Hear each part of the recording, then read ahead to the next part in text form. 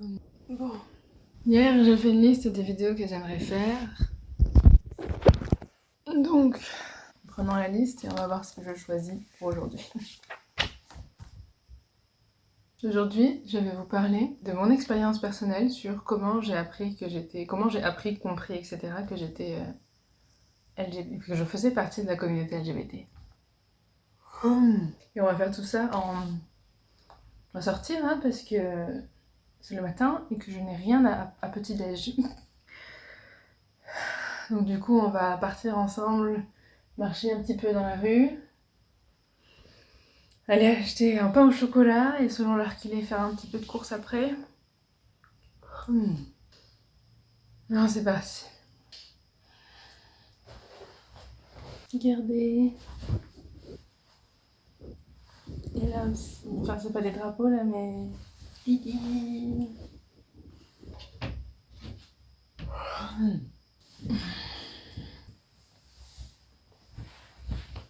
Petite vue de la réalité de mon appartement. Ouh, hier j'ai peint ça.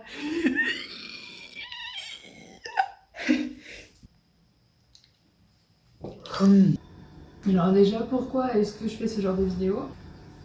Parce que je sais qu'entendre l'expérience d'autres personnes, à moi, ça m'a vachement aidée.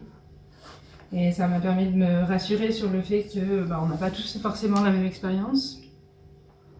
Et qu'il y a certaines personnes qui savent dès tout petits qu'ils sont pas hétéros. Il y a certaines personnes qui découvrent ça au fur et à mesure du temps. Voilà, qu'il n'y a pas de chemin à suivre vraiment pour être considéré comme vrai, on fait ce qu'on veut, quoi. On fait ce qu'on peut et ce qu'on veut. Et donc je trouve ça important de partager mon expérience. C'est parti. Attendez, faire un fit check comme on dit. Est-ce que je suis assez gay? Est-ce qu'une personne hétéro sortirait habillée comme ça? Non, hein.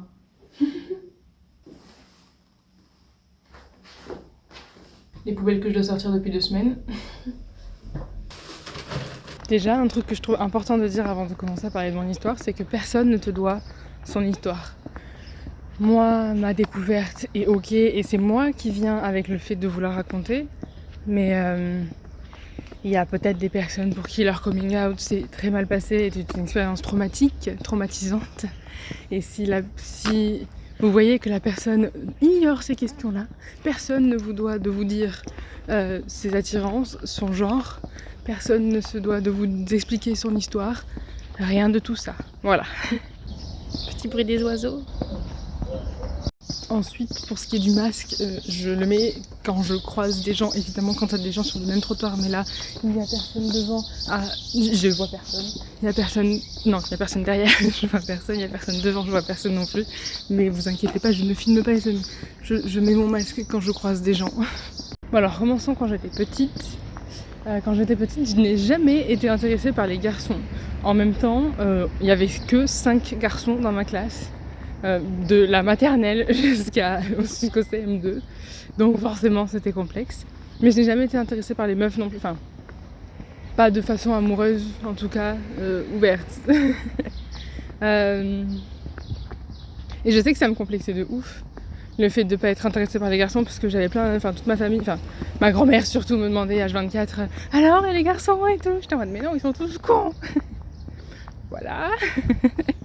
Et même au collège, j'ai eu des crushs sur des mecs, mais en soi, c'est pas des mecs que je trouvais beaux, je crois. Je sais pas. Et en fait, le truc, c'est qu'à chaque fois que je me rapprochais de garçons en mode pote, à chaque fois, mon cerveau était en mode oh, mon Dieu, c'est un garçon, il va se passer quelque chose, est-ce que t'es amoureuse de lui ou pas, blablabla. Blablabla. Alors qu'en soi, j'ai le droit d'avoir des potes garçons, quoi. Il y a du bruit, on va essayer d'aller ailleurs.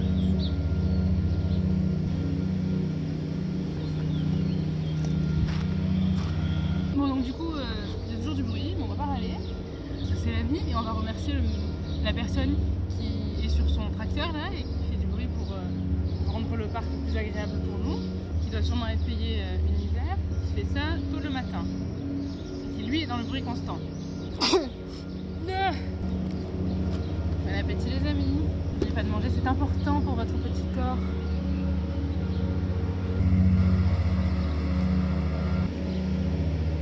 Et du coup, au collège et même au début du lycée, je culpabilisais de ouf, j'avais grave honte du fait de jamais avoir été en relation, jamais avoir été en couple. Et alors que toutes mes copines, oui, alors que c'est pas vrai, hein, toutes mes copines n'avaient pas été en couple non plus, mais j'avais l'impression que j'étais pas normale et que j'aurais dû avoir été en couple avant, machin.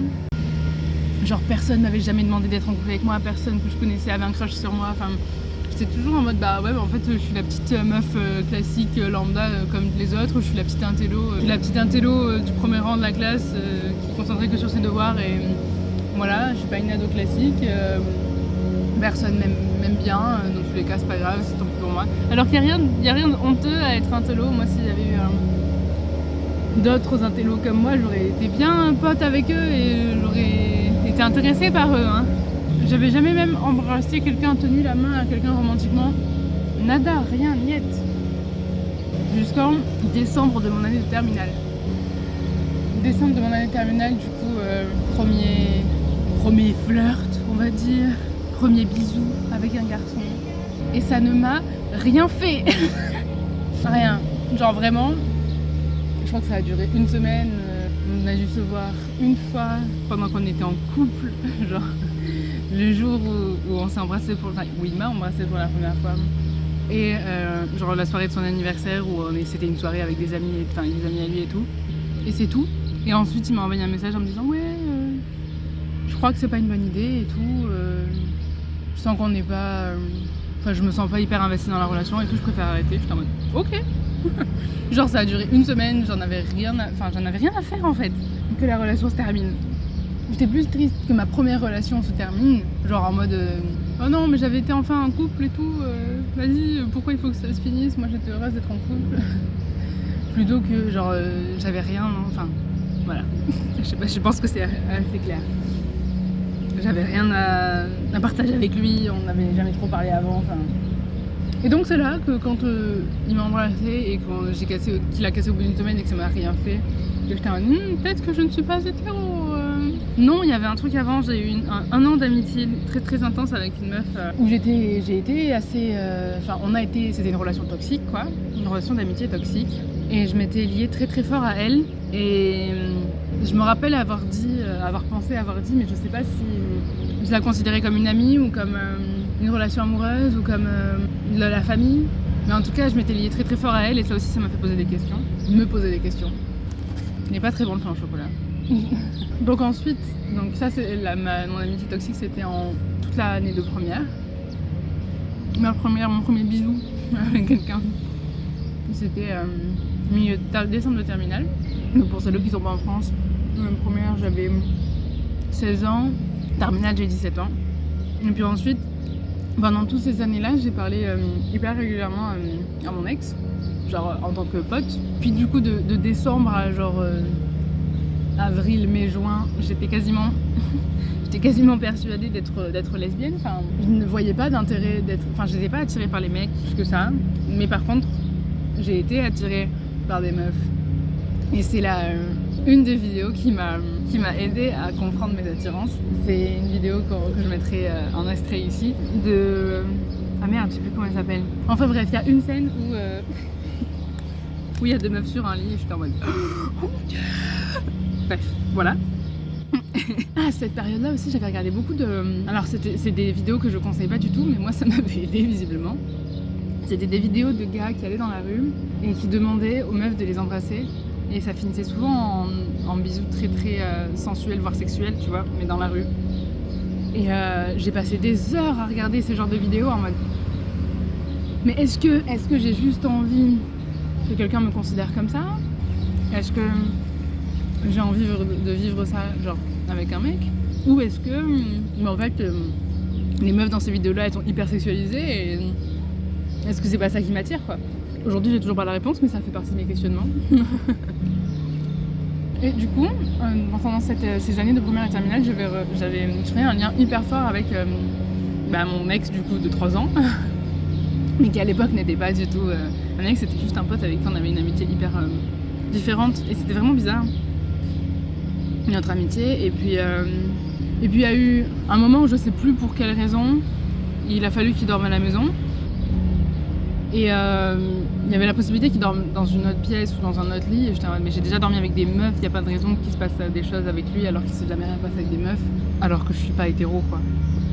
Et du coup tout s'est bien passé et tout. On a dormi plusieurs fois ensemble sans qu'il se passe rien. Et puis un jour, sorti de nulle part, je l'ai embrassé. Moi. C'est venu de moi, qui pensais être lesbienne à l'époque. Et quand j'y ai réfléchi sur le moment, je savais pas pourquoi, je savais pas ce qui m'a pris. Maintenant, quand je réfléchis avec le recul, je sais pas non plus ce qui m'a pris, je sais pas. Et du coup, on en a parlé. On s'est mis directement en relation exclusive. Mais moi, dès le moment où on en a parlé, donc c'était le jour même, enfin, dans la demi-heure où on s'est embrassé pour la première fois, je devais partir faire mes études et tout. Et j'étais grave stressée. En fait, de rencontrer une meuf, il a kiffé. Et qu'il se rien se passer parce que j'étais avec lui. Et il m'a grave rassurée de suite, genre dès le début il savait. Hein. Mais il m'a dit non mais t'inquiète, tu feras ce que tu veux et tout. Mais c'est moi qui étais pas d'accord avec ça en fait, je pense. Bon du coup quand même là-dessus on s'est quand même mis ensemble, la relation a quand même duré plus de 3 ans. Je vais pas rentrer dans les détails de la relation évidemment, c'est pas le sujet de la vidéo. Mais pendant la relation, c'est moi qui m'autorisais pas à imaginer des trucs avec des meufs. Ou même dans notre relation, j'avais le droit d'embrasser ou de coucher avec des meufs. C'était ok dans notre relation, ça faisait partie de nos accords, mais moi ça m'allait pas du tout quoi.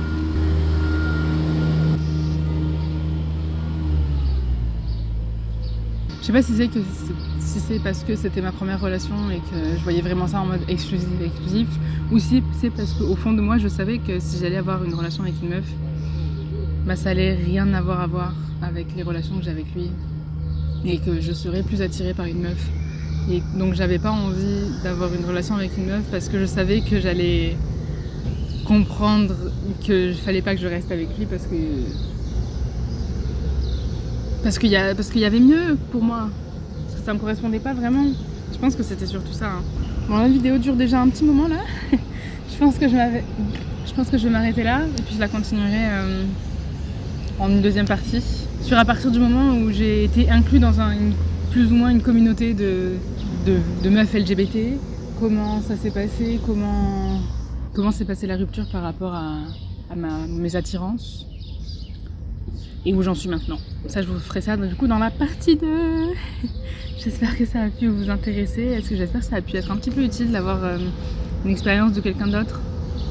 Encore une fois, l'intérêt c'est... Bon, déjà moi ça me permet de mettre les choses au clair et d'y réfléchir et tout.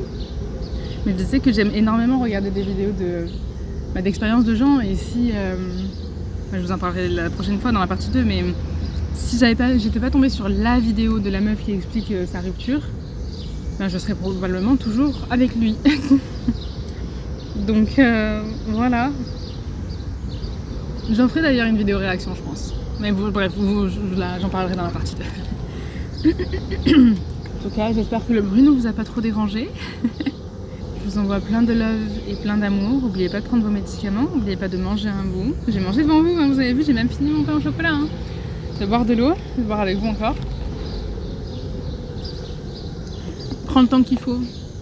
T'es pas obligé de prendre ta décision maintenant. T'es pas obligé de te mettre des étiquettes. Si tu n'y arrives pas, c'est pas grave. Enfin, si t'arrives pas à faire quoi que ce soit, c'est pas grave. Tu peux prendre le temps et nous on sera là pour t'accepter, peu importe le nombre de fois où tu nous dis que t'es perdu ou le nombre de fois où tu décides de nous donner une autre étiquette pour te définir. C'est ok d'essayer et voilà. Je t'envoie plein de love. N'hésite pas à me retrouver sur les réseaux sociaux. Donc je viens de TikTok, je pense que ça tu dois savoir. Parce que ça m'étonnerait qu'il y ait des gens qui m'aient connu de YouTube et pas de TikTok. Enfin bref. J'ai 90 000 abonnés aujourd'hui au moment où je tourne la vidéo, donc voilà. J'ai créé une page Reddit aussi pour créer des mèmes en français.